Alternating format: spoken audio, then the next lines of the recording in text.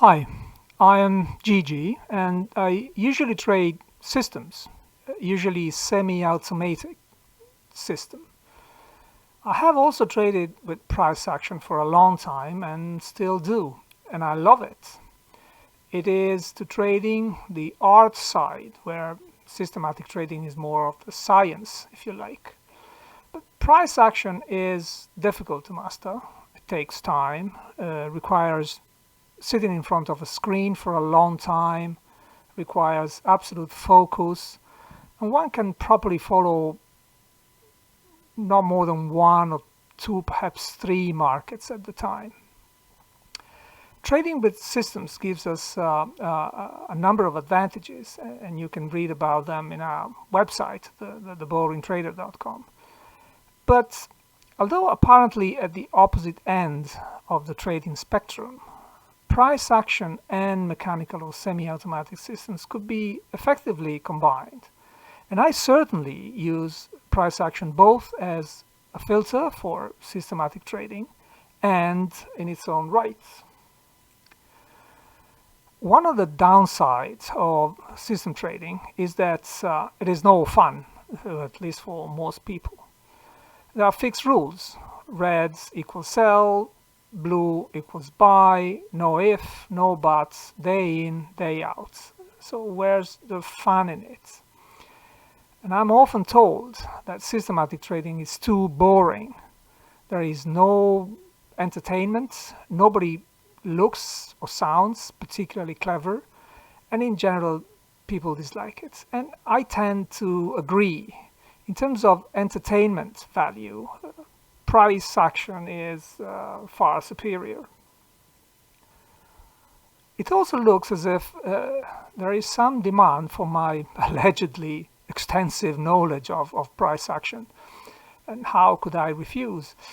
So I decided not to be a party pooper for a change and start a new section on price action, which I will call the Price Action Corner, where I will post a series of videos and use real-life examples for you and for your pleasure and my pleasure. I can't guess how frequent this will be. It will depend on my other commitments, of course, and if there is enough demand and justification, I'll see what I can do. So what is price action? Well, what a boring way to start. So Google yourself and you'll find all sorts of accurate definitions. I will tell you here how I see price action with an analogy. To me, this is me trying not to be a party pooper, by the way. To me, price action is a way of reading what the markets are telling us, moment by moment, bar by bar. Markets express themselves by price movements. Why do prices move? Prices move every time there is an imbalance between supply and demand, bulls and bears, buyers and sellers. It is a constant war. And as in all the wars, there are many battles. Sometimes one side is stronger, sometimes is weaker. Sometimes there are some reinforcements, sometimes there are some strong points, sometimes there are some reserves, sometimes the terrain is more conducive to an attack or to a defense. Price action is showing us all these moves as they unfold and help us create a sort of battle plan or a map, if you like, to better anticipate where forces and weaknesses are. Where are the reserves? Where are the trenches? Where are the obstacles? And so on. But perhaps it is better to see this with a practical example.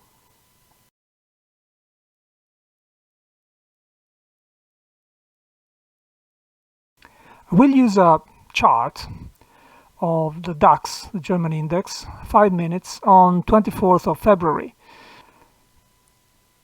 In the purest form of PA, I used naked charts. I rarely use indicators, which are the staples of technical analysis. There's no time here to discuss the differences. So this is what you see before the 8 o'clock London time, which is when the cash market in Germany opens.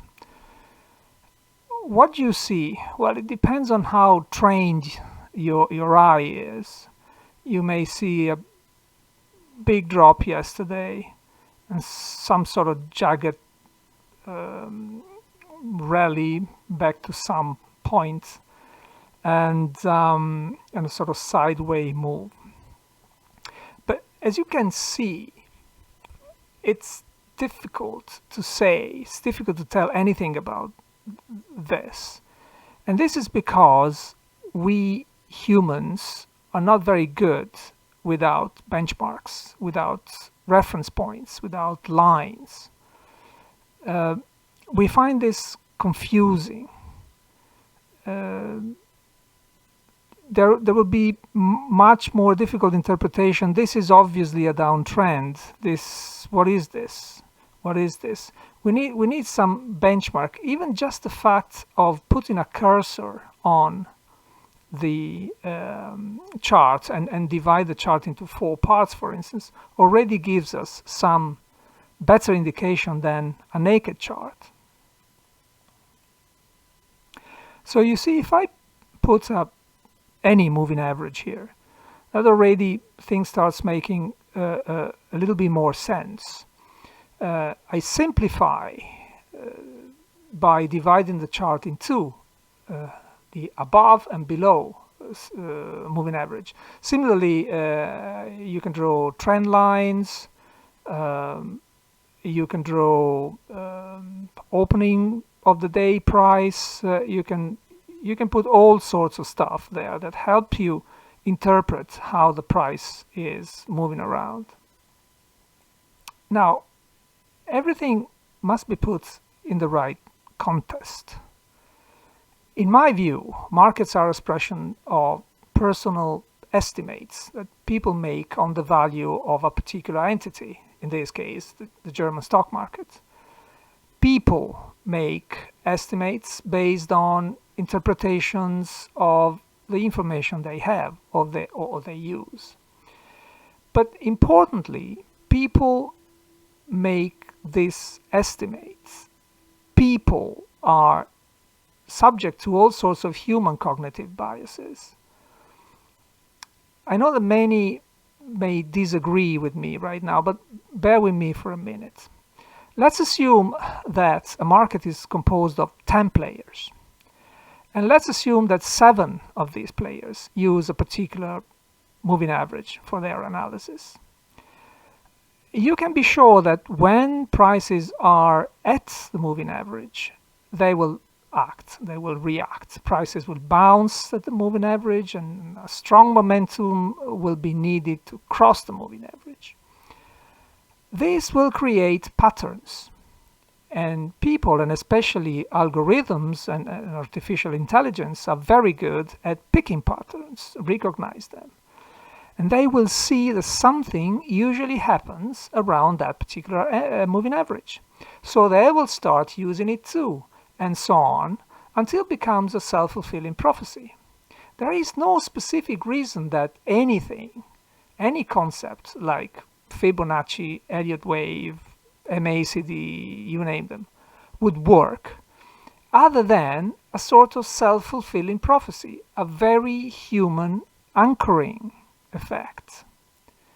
So I think that even if most of the trading is done by algo nowadays, most of the algos are still picking on patterns created by humans. Now, this was an unrealistic assumption, of course. The market is much more than 10 players.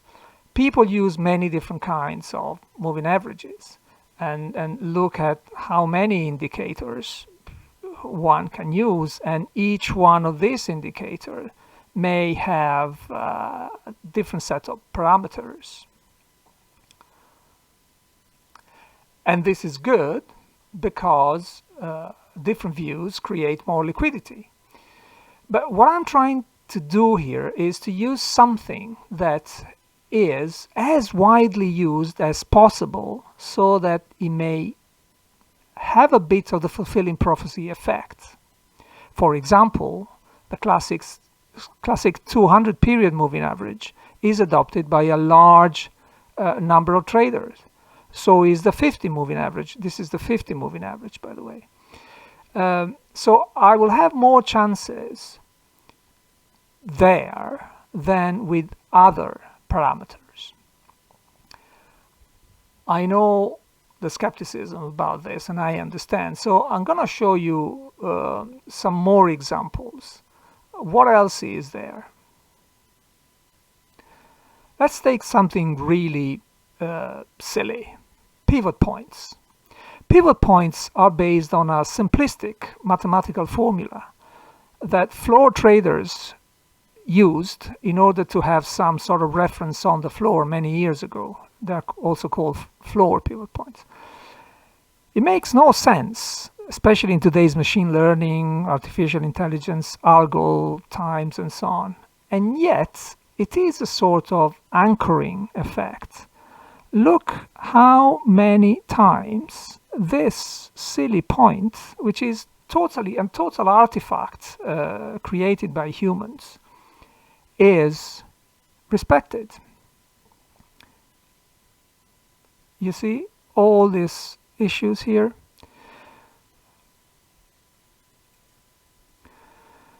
And obviously, this works in the absence of other more powerful forces, of course. So when you really have something important backed by volume and so on, this is really not important anymore. This is important in normal circumstances anyway.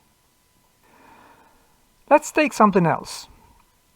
Psychological points, what I call round number or big round numbers. It is natural for us humans to think that benchmark numbers like 14,000, for instance, have some specific meanings. Is it silly, right? Again, you still have quite a lot of examples where these numbers are important to price movements.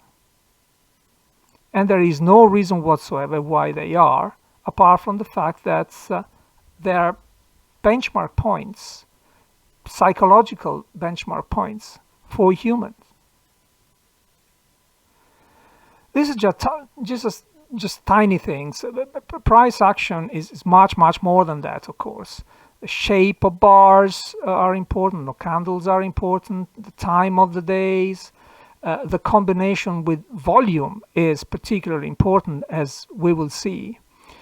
But you can see from these few examples that if we believe that we can try to interpret what price movements are telling us, we still need to accept that demand and supply are generated by very human impulses.